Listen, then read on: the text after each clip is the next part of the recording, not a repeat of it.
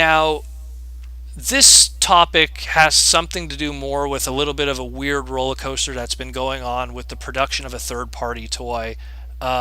Make Toys more than 6 months ago, and TFCon and stuff like that passed in Canada was showing us their Galaxy Meteor third party Cybertron slash Galaxy Force Starscream.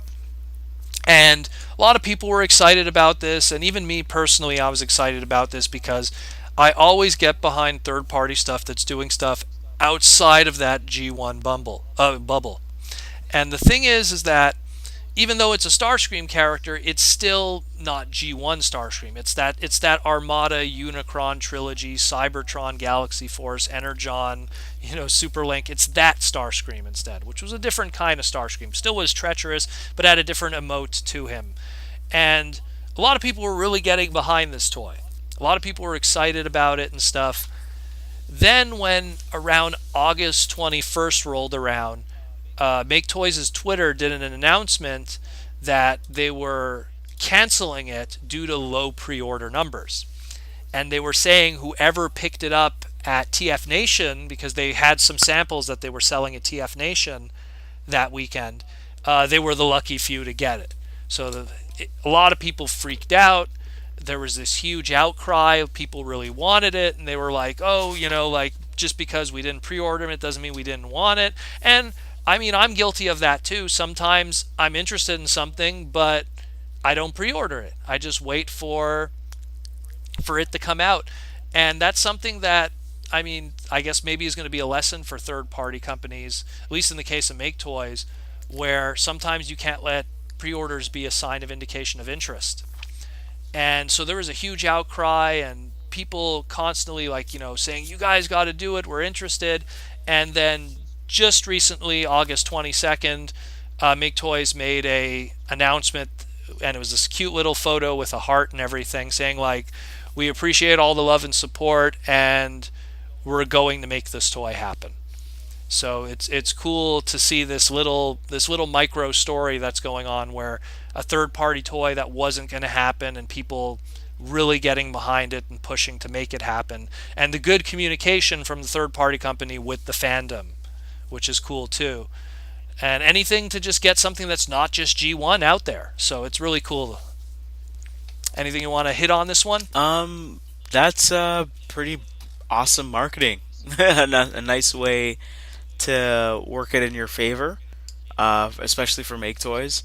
I kind of feel that some people tend to forget that when you're a small little thing, that you can't really, you got to make sure your budget's there. So if you can't read the interest in it through your sales, then people have to come out and talk to you. But I hope the fans, the people that want it, do buy it, and that they don't just kind of have Make Toys sitting on a bunch of product that they can't sell. That people said, no, you have to make it, and then they make it, and then they don't buy it. I hope that's And not I the could case. and I could understand that fear, because there's been I'll never forget going to a BotCon with you. I forget which one it was. I think it was, maybe it was BotCon Mm. 2015. Us going to a third party parts party, and they were showing off their soon to be masterpiece third party Ironhide and Ratchet. Uh, And then that same day, literally, oh yeah, that was Chicago, I Hasbro, think, wasn't it? yeah, Hasbro announces their Masterpiece. masterpiece Ironhide. And stuff like that, I could understand their worries, because then that hurts them badly in production lines and engineering.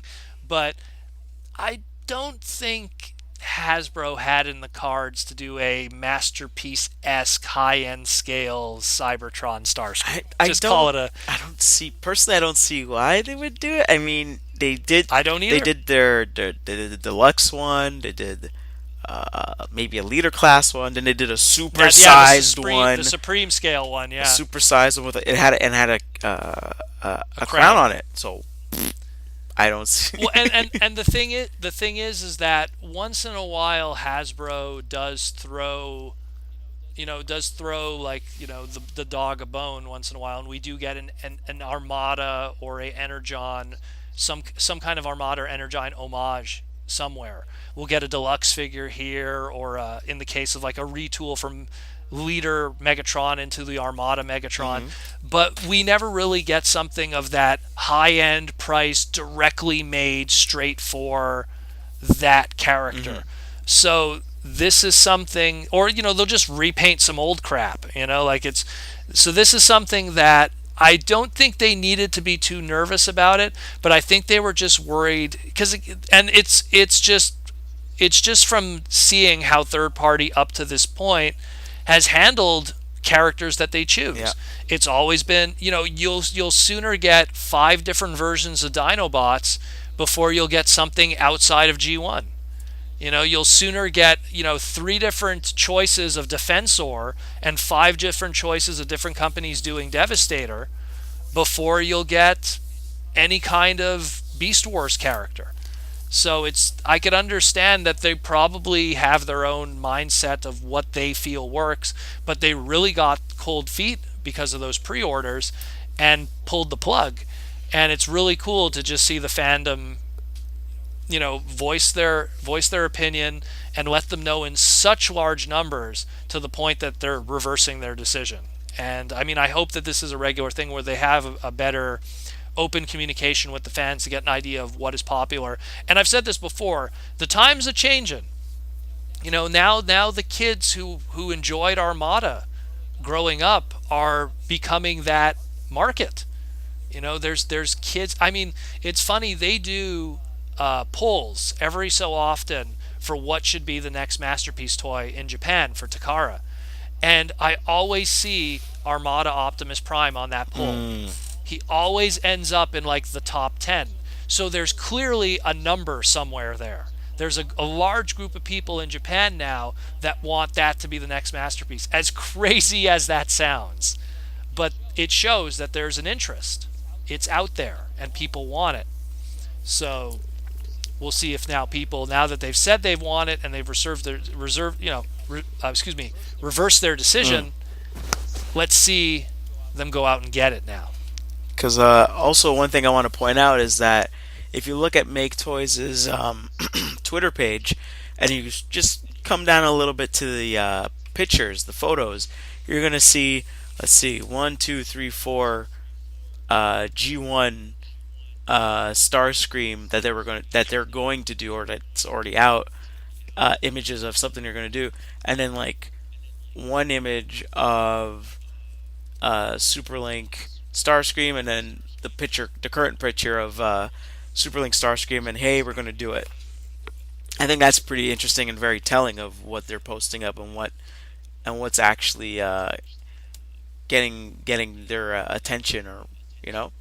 Yeah, it is. It is, and I'm just glad that they're one of the few companies. They're one of the first companies to jump into that continuity and make characters of Yeah. that. So that's already, always being the first is a risk. They're the first ones to go. You know what? We're gonna, like no one up to this point has said we're gonna do an Armada Hotshot third party. Yeah. Like Hasbro did it and Takara did it with Generation/Classics, and it was met to mixed results and mixed interest. So if even officially it couldn't be done, I could understand the reservation and worries from a third party company that's going to put a lot more time and effort and engineering and parts into it, and a way higher price point than $14.99 retail out of a deluxe toy. So I'm just happy it's